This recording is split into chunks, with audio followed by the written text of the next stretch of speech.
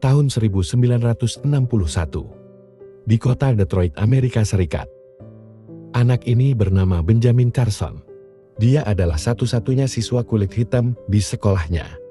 Selain karena Ben berkulit hitam, Ben juga siswa yang tidak pandai, sehingga teman-temannya selalu membuli dan mentertawakannya.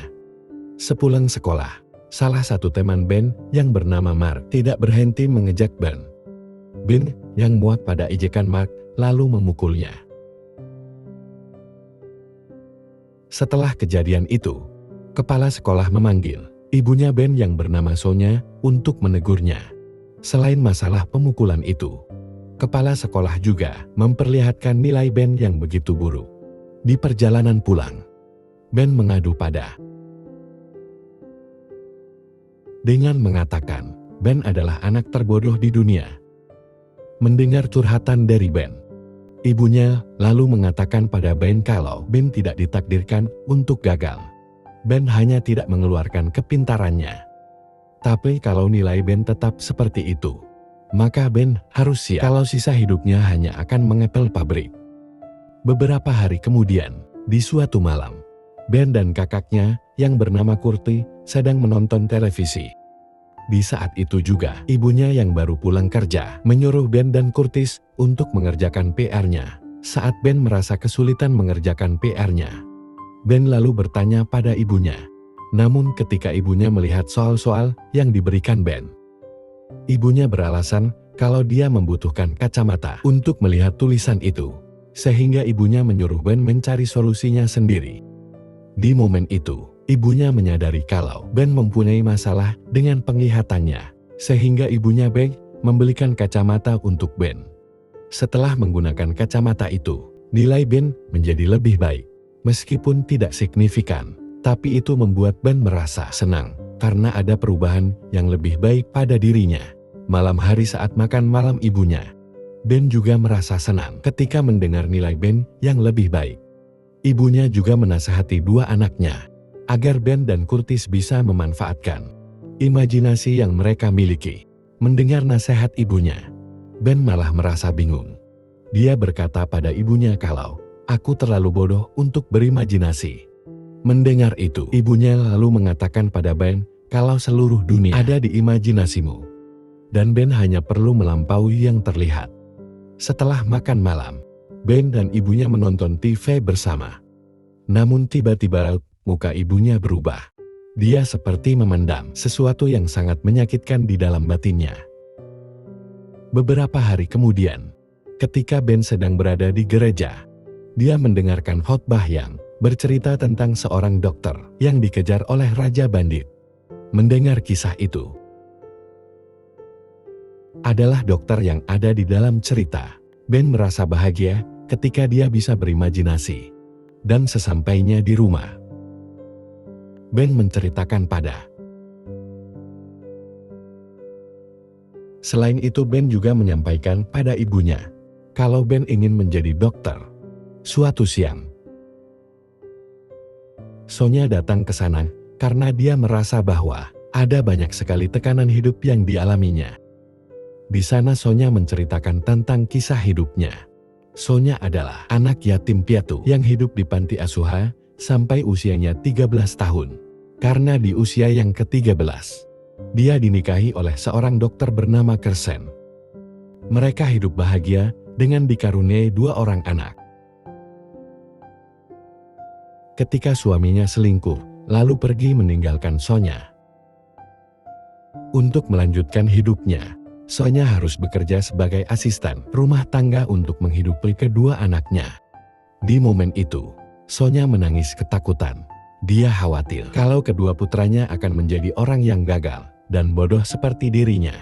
Karena untuk membaca saja, Sonya tidak bisa, sehingga dia selalu beralasan pada anaknya kalau dia membutuhkan kacamata untuk membaca. Sonya tidak ingin kedua anaknya tahu kalau dia adalah seorang ibu yang bodoh, sehingga membuat kedua anaknya merasa pesimis untuk meraih cita-citanya. Setelah menceritakan semua kepahitan hidupnya, psikiater itu menyarankan Sonya tinggal di sana selama 1 minggu, agar bisa mendapatkan perhatian yang lebih.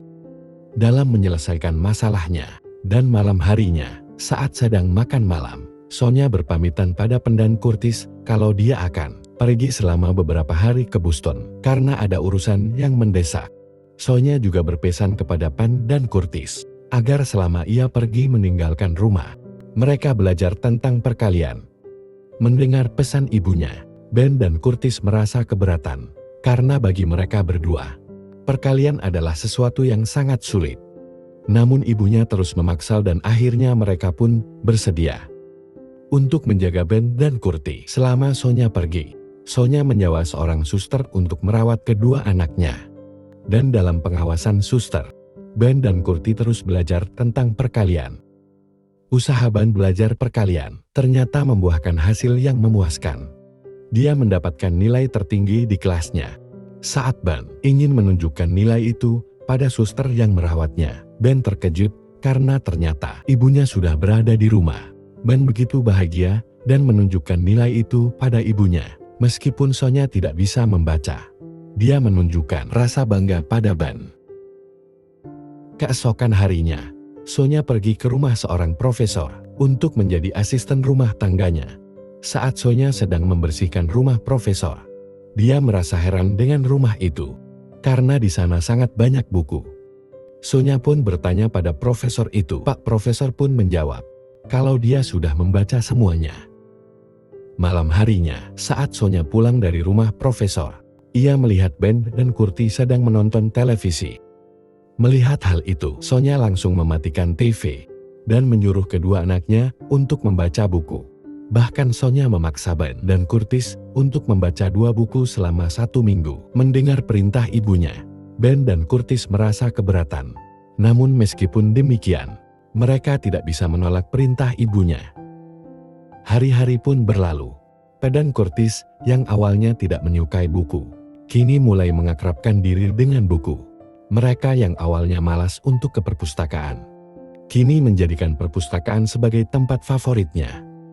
Bahkan acara TV dengan tema pengetahuan lebih mereka sukai daripada acara TV yang sifatnya hanya hiburan.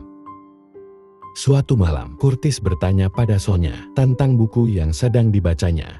Namun Sonya yang tidak bisa membaca, lalu beralasan kalau dia membutuhkan kacamata untuk membacanya karena tidak ingin berbohong kepada kedua anaknya.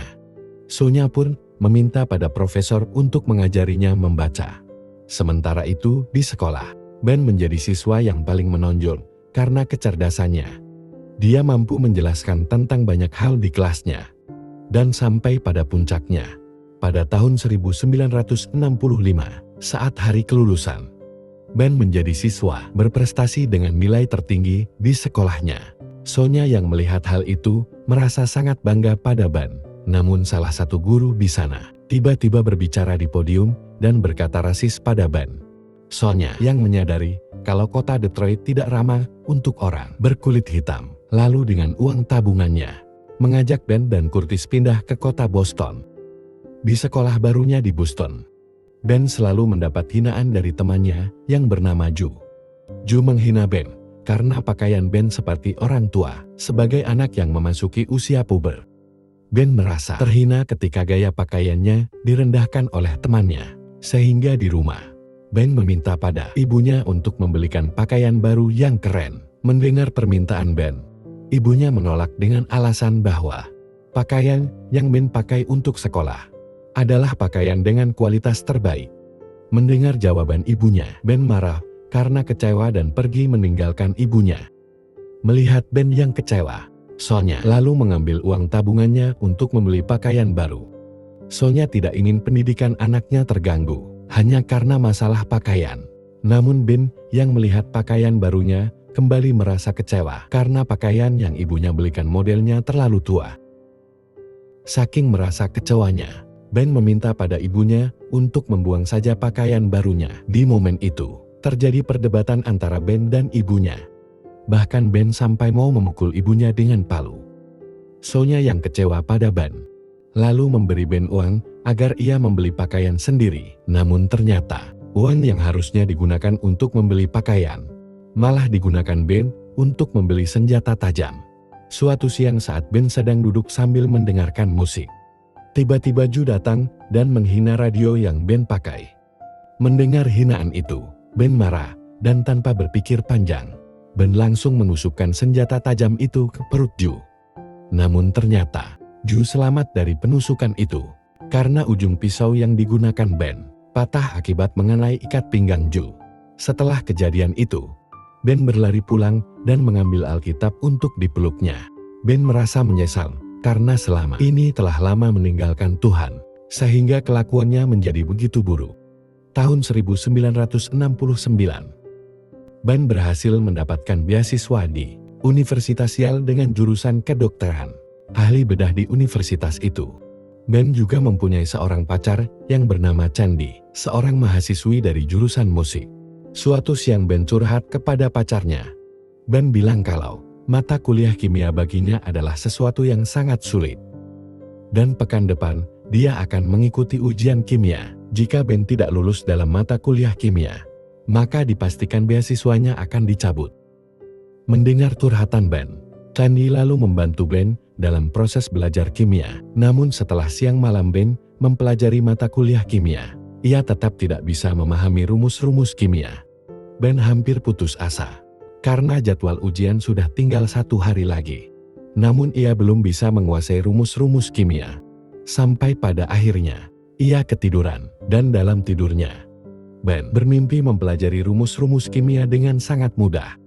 Di dalam mimpi itu, ibunya juga datang dan memberi solusi untuk masalah yang Ben hadapi. Pagi hari pun tiba. Ben merasa memiliki keajaiban di dalam dirinya. Ia mampu mengerjakan soal-soal kimia itu dengan sangat mudah. Dan ketika Ben melihat hasil ujiannya, dia begitu senang karena mendapatkan kelulusan atas mata kuliah kimia. Kehidupan Ben pun berlanjut. Tahun 1976, Ben mendaftarkan dirinya menjadi dokter bedah saraf di rumah sakit Johns Hopkins. Namun di tahun itu, Ben harus bersaing dengan 125 calon dokter lainnya. Saat diwawancara oleh Dr. Uther Haley, Ben mampu menjawab pertanyaan dari Dr. Uther Haley dengan sangat memuaskan, sehingga Ben diterima menjadi dokter di rumah sakit Johns Hopkins. Morning hari pertama Ben bekerja pun tiba. Karena Ben adalah dokter baru di rumah sakit itu, ia harus bekerja di bawah pengawasan dokter seniornya, yang bernama Dr. Farmington. Namun Dr. Farmington terlihat tidak begitu menyukai Ben, karena Ben adalah orang kulit hitam. Perlakuan rasis dari dokter seniornya membuat Ben begitu sedih. Namun Candy yang sekarang sudah jadi istrinya, Ben menguatkan suaminya agar selalu berpikir positif saat bekerja. Hari-hari pun berlanjut. Suatu siang di rumah sakit kedatangan korban kecelakaan yang harus dioperasi saat itu juga. Namun di rumah sakit saat itu tidak ada satupun dokter bedah. Pihak rumah sakit sudah berusaha menghubungi dokter-dokter bedah di sana, namun tidak ada hasil. Melihat kondisi yang sangat darurat, seorang perawat meminta pada Ben untuk mengoperasi pasien. Itu awalnya Ben menolak. Karena jika Ben mengoperasi pasien tanpa pengawasan dari Dr. Farmington, itu adalah tindakan yang ilegal dan konsekuensinya. Jika Ben gagal dalam mengoperasi pasien itu, maka karir Ben sebagai dokter akan berakhir. Namun karena tidak ada pilihan lain untuk menyelamatkan pasien itu, Ben pun akhirnya melakukan operasi pertamanya. I will be Dante. No. Setelah operasi itu, Dr. Uther Haley memanggil Ben ke ruangannya. Di ruangan itu, Ben mendapatkan teguran keras dari Dr. Uther Haley. Karena jika operasi yang dilakukan Ben gagal, maka reputasi rumah sakit Johns Hopkins akan rusak. Namun di sisi lain Dr. Uther Haley juga merasa bangga pada Ben. Karena ia berani mengambil keputusan yang membahayakan karirnya. Tahun 1985, Ben yang kini sudah menjadi dokter bedah saraf di rumah sakit Johns Hopkins. Siang itu mendapatkan pasien seorang anak dengan penyakit saraf yang sangat langka. Dia bernama Cynthia Gonzalez. Ibunya Cynthia menjelaskan pada Ben kalau Cynthia akan tenang jika dia tertidur. Namun ketika Cynthia bangun, ia akan menghabiskan waktunya dengan kejang-kejang. Menurut catatan dokter sebelumnya, Cynthia mempunyai penyakit epilepsi. Namun ketika Ben melakukan pemeriksaan, ternyata Cynthia mempunyai penyakit di otak kirinya. Sehingga satu-satunya cara untuk menyembuhkan Cynthia adalah mengangkat otak kirinya. Setelah mengetahui penyakit dan solusi untuk mengobati Cynthia, Ben menyampaikan kepada kedua orang tua Cynthia tentang kemungkinan-kemungkinan setelah operasi. Orang tua Cynthia juga begitu kaget ketika mendengar otak kiri anaknya akan diangkat. Namun Ben juga menjelaskan kalau otak pada anak mempunyai daya tumbuh yang luar biasa. Sehingga meskipun diangkat, otak pada anak akan cepat beregenerasi. Karena tidak ada pilihan lain untuk kesembuhan anaknya. Akhirnya, kedua orang tua Cynthia menyetujui operasi pengangkatan otak. Itu malam hari sebelum operasi. Candy yang sedang hamil, anak ketiga Ben, mengabarkan bahwa ibunya akan datang 1 minggu lagi untuk melihat cucu ketiganya. Dan Candy juga memberi doa yang terbaik untuk operasi yang akan dilakukan suaminya besok.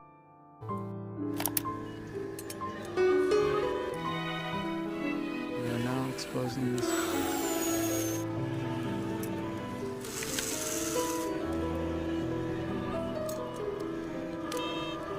I've removed the entire. Operasi selesai jam 4:30 sore. Namun Cynthia tidak bisa merespon panggilan dan tidak terbangun. Sampai akhirnya, ketika Cynthia dipindahkan ke kamar, ia membuka mata dan memanggil kedua orang tuanya. Keberhasilan Ben mengobati penyakit langka dari Cynthia menyebabkan para wartawan datang ke rumah sakit Johns Hopkins untuk mewawancarai Ben. 1 minggu pun berlalu. Terlihat di rumah Ben, ibunya datang dan disambut oleh Candy dan kedua putranya.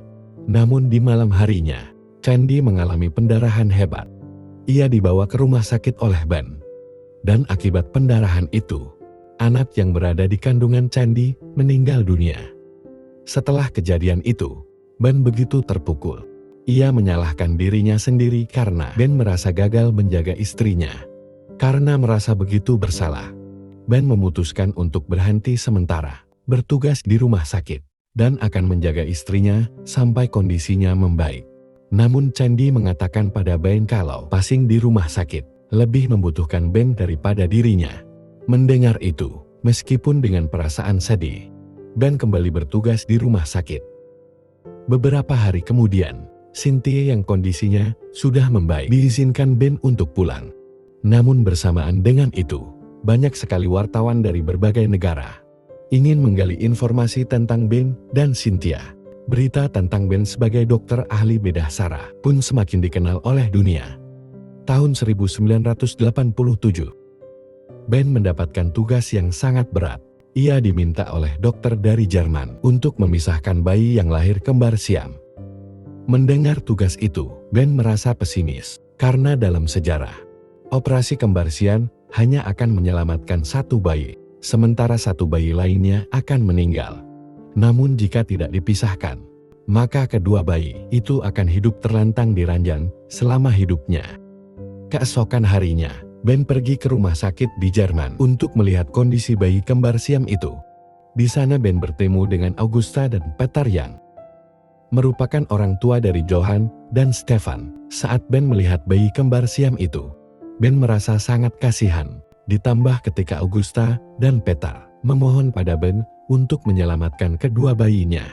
Namun mengingat resiko operasi pemisahan itu sangat mustahil untuk menyelamatkan keduanya. Dengan berat hati, Ben mengatakan pada Peter dan Augusta bahwa ia tidak akan mengoperasi Johan dan Stefan. Malam harinya di rumah, Ben melihat 2 putranya yang sedang tertidur seketika. Ben pun membayangkan seandainya ia berada di posisi Peter dan Augusta, menjadi orang tua yang memiliki anak kembar siam. Karena Ben merasa begitu kasihan pada Johan dan Stefan, meskipun belum menemukan cara untuk menyelamatkan keduanya. Keesokan harinya, Ben memutuskan untuk bersedia melakukan operasi pemisahan. Itu setelah memutuskan untuk melakukan operasi itu, Ben membuka buku-bukunya kembali dan mencari solusi agar Johan dan Stefan bisa diselamatkan. Hari-hari pun berlanjut. Namun Johan dan Stefan belum juga dioperasi. Ben beralasan kalau ia sedang mencari solusi untuk menghentikan pendarahan saat operasi sedang berlangsung. Ketika Ben merasa buntu karena tidak menemukan solusi untuk menghentikan pendarahan saat operasi, ia menemui ibunya di dapur dan menceritakan masalah yang sedang dihadapinya. Namun, ibunya justru menceritakan kisah kehidupan masa kecil Ben, dan Curtis ibunya bercerita bahwa banyak sekali hal mustahil yang telah mereka lewati, sehingga Ben bisa menjadi seorang dokter, dan Curtis menjadi seorang insinyur. Ibunya menutup pembicaraan itu dengan mengatakan, lakukanlah yang terbaik. Meskipun seandainya gagal, kamu tidak akan menyesal karena kamu telah melakukan sesuatu. Malam harinya, Ben melepaskan lelah dengan bermain biliar. Di momen itu, dia mengingat sebuah keran air yang berhenti mengalir saat sedang berbicara dengan ibunya di dapur. Merasa telah mendapatkan solusi untuk masalahnya, Ben menghubungi rumah sakit dan meminta untuk menyiapkan simulasi operasi Johan dan Stefan. Dan di pagi harinya, Ben melakukan gladi bersih untuk operasi Johan dan Stefan. Setelah semuanya siap, Ben menemui Peter dan Augusta untuk menjelaskan kemungkinan-kemungkinan saat operasi berlangsung. Namun, karena Peter dan Augusta tidak ada pilihan, mereka hanya menerima saran dari Ben dan menerima kemungkinan terburuk saat operasi sedang berlangsung. Hari operasi Johan dan Stefan pun tiba. Terlihat di luar ruangan, Peter dan Augusta begitu mengkhawatirkan operasi putranya. Di sisi lain, para wartawan dari berbagai negara juga hadir di sana. Mereka ingin melihat hasil operasi kembar siam pertama di dunia yang dilakukan oleh Dr. Benjamin Carson. Operasi dimulai tanggal 5 September tahun 1987. Pukul 7.15 menit pagi.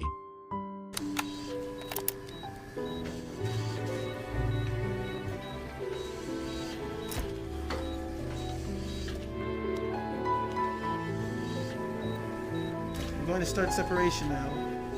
Close it up. Hari pun sudah berganti. Tanggal 6 September tahun 1987. Jam 12 malam. Pemisahan Johan dan Stefan telah siap. Dan resiko dari pemisahan ini, Johan dan Stefan akan mengalami pendarahan yang begitu hebat. Sebagai solusinya, Ben menghentikan fungsi jantung Johan dan Stefan agar pendarahannya berhenti. Saat fungsi jantung dihentikan, Ben hanya memiliki waktu 1 jam untuk memisahkan tubuh dan merekonstruksi ulang tubuh Johan dan Stefan. Jika sampai terlambat, maka dipastikan Johan dan Stefan akan meninggal dunia. Dan waktu 1 jam itu pun dimulai. Pick up. I'm now separating this. Okay, prepare for separation. All right, on my mark. 3, 2.